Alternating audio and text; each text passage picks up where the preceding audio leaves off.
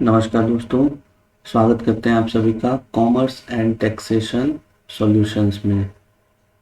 मेरा नाम है सी Harjeet Singh Dua. I am fellow member of institute of chartered accountants of India. ये हमारी क्लास 5 है, 5th class.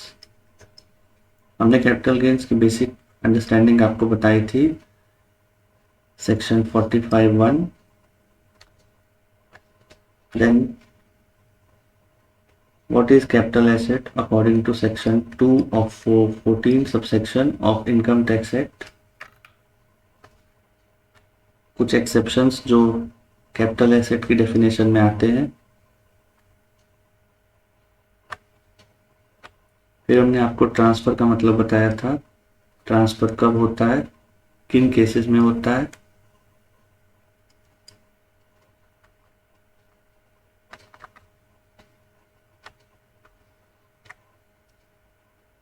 Full value of consideration का क्या मतलब होता है, कॉस्ट ऑफ एक्विजिशन क्या होता है, कॉस्ट ऑफ इम्प्रूवमेंट क्या होता है।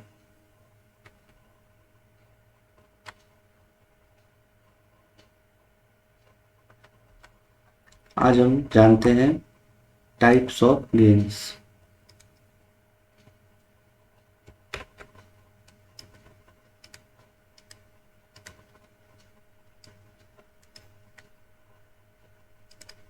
Basically, they are two type, either short term or long term. How to describe them in category of short or long?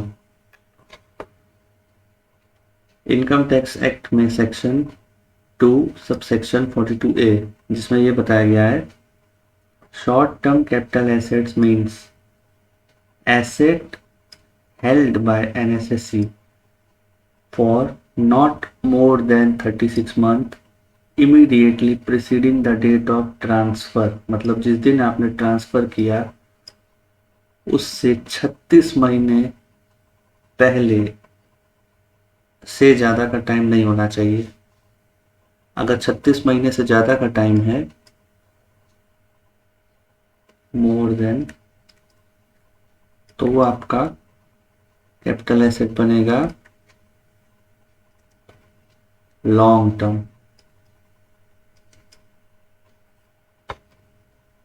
आखिर क्यों जानना चाहते हैं लॉन्ग टर्म और शॉर्ट टर्म? देखिए, दो तरह से टैक्सेबिलिटी होती है आपके। शॉर्ट टर्म कैपिटल गेन पे अलग लगता है रेट और लॉन्ग टर्म कैपिटल गेन पे अलग लगता है रेट। इसलिए हम ये जानना चाहते हैं कि जो एसेट हमारे पास है कैपिटल एसेट, वो लॉन्ग टर्म में आता है या शॉर्ट टर्म में आता है। अगर वो शॉर्ट टर्म में आता है तो उसका जो पीरियड ऑफ होल्डिंग है वो 36 मंथ से कम होना चाहिए।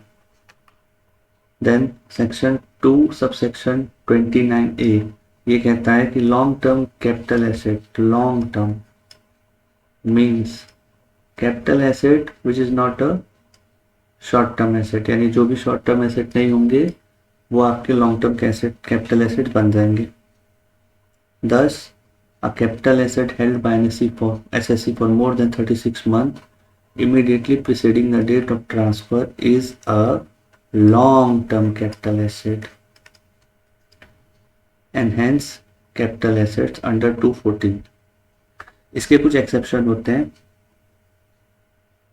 एक security basically you can say at a share, जो कि एक रिकॉग्नाइज्ड स्टॉक एक्सचेंज पर लिस्टेड है, या एक unit of an equity oriented fund of the unit trust of India, या कोई zero coupon bond will be considered long-term capital asset if the same is held for more than 12 months immediately preceding the date of transfer। यहाँ पर हम long term के लिए 36 महीने को नहीं देखेंगे, 12 मंथ्स को देखेंगे। किन के केस में?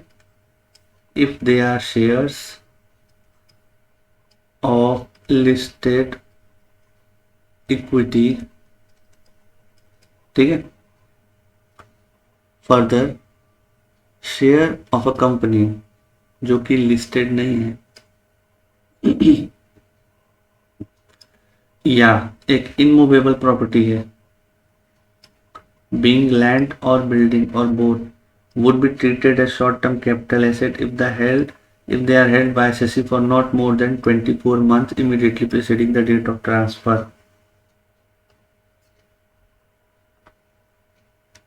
Thus, the period of holding for unlisted shares or immovable property being land or building or both be treated as long-term asset would be more than 24 months instead of 36 month.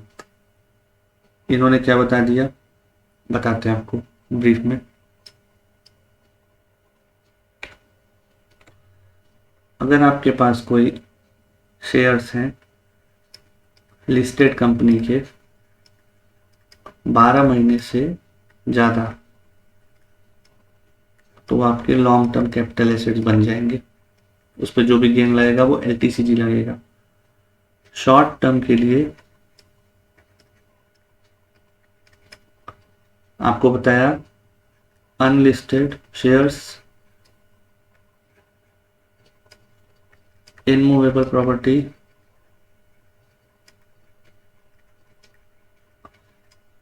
इनके लिए सिर्फ 24 महीने की बात हो रही है। मतलब अगर ये 24 महीने से ज़्यादा रहे आपके पास तो इन पर आपका लॉन्ग टर्म कैपिटल एसेट लग जाएगा।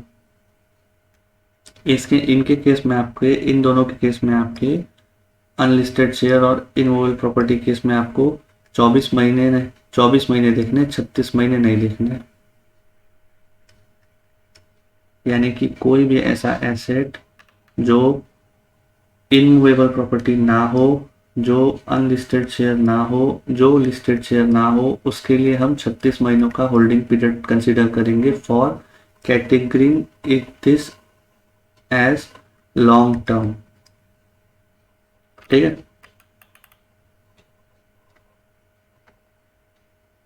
कुछ इंपॉर्टेंट पॉइंट्स आपको जानने पड़ेंगे। नंबर 1, कैपिटल गेन की जो चार्जेबिलिटी होगी ये आपकी डेट ऑफ एग्रीमेंट पे नहीं होगी बल्कि एक्चुअल डेट ऑफ सेल होगी।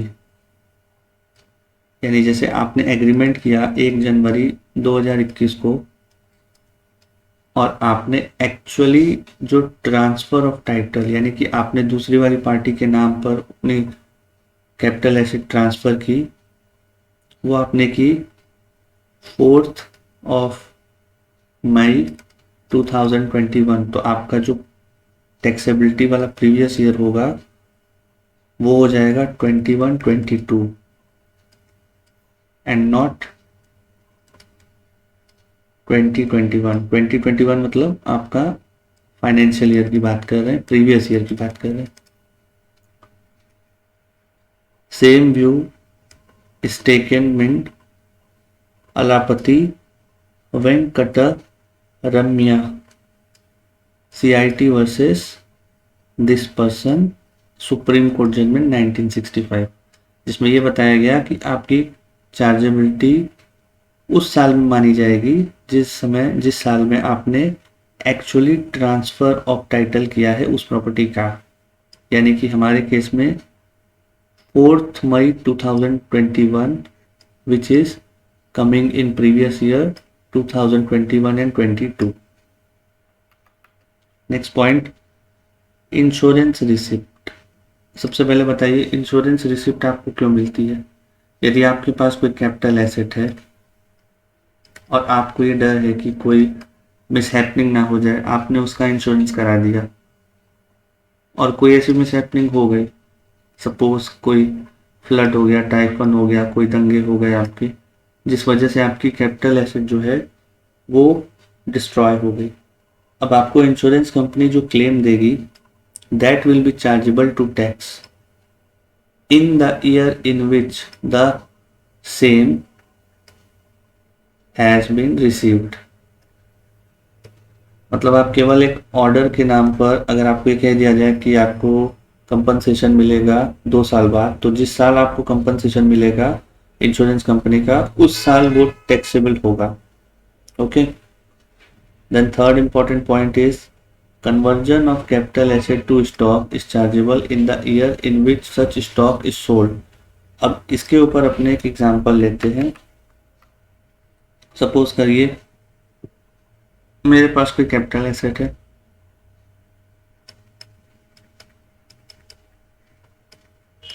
जिसे मैंने कन्वर्ट किया स्टॉक इन ट्रेड, ये है 1 जनवरी 2013, इसकी वैल्यू है 60,000 रुपीज। ठीक है, हमने इसे कन्वर्ट किया आज की डेट में स्टॉक इन ट्रेड। कन्वर्ट करना मतलब अब हम इसे एज अ स्टॉक यूज करेंगे इस कैपिटल एसेट को।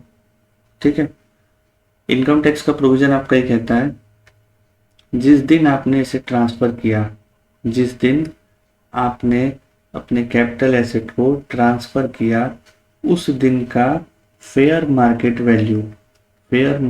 Value of that capital asset जो देखा जाता है, जो कि आपको मार्केट से मिलेगा, उसे आप full value of consideration consider करेंगे।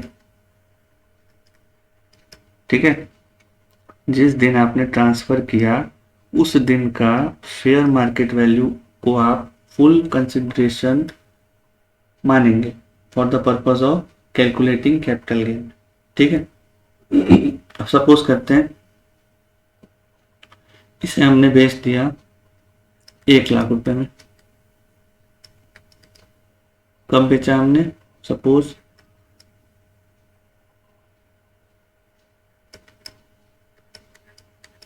1 अक्टूबर 2021 को हमने इसे ट्रांसफर कर दिया।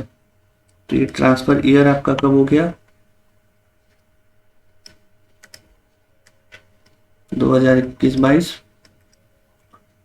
कैपिटल गेन आपका अराइज कब होगा? इसी साल में होगा। यहां पर हम कैपिटल गेन की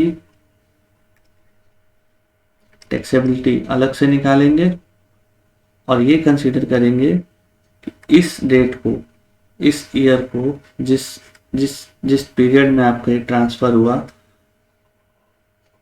आप इस एक ट्रांजैक्शन को 2 भागों में तोड़ेंगे। पहले आप ये देखेंगे इस पे कैपिटल गेन कितना लगा। दूसरा आप देखेंगे कि क्या आपको इसमें कोई बिजनेस इनकम हुई कि नहीं हुई।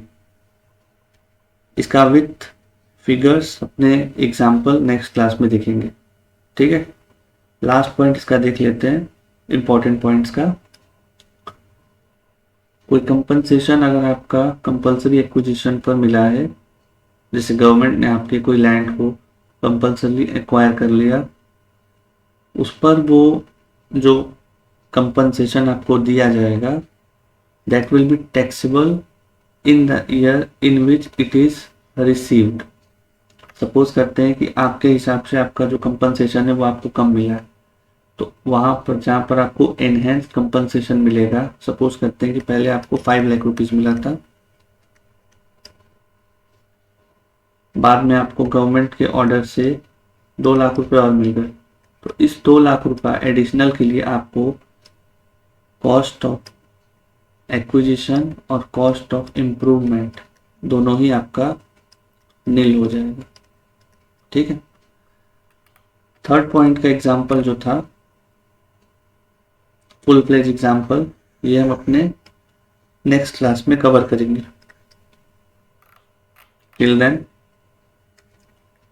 Thank you.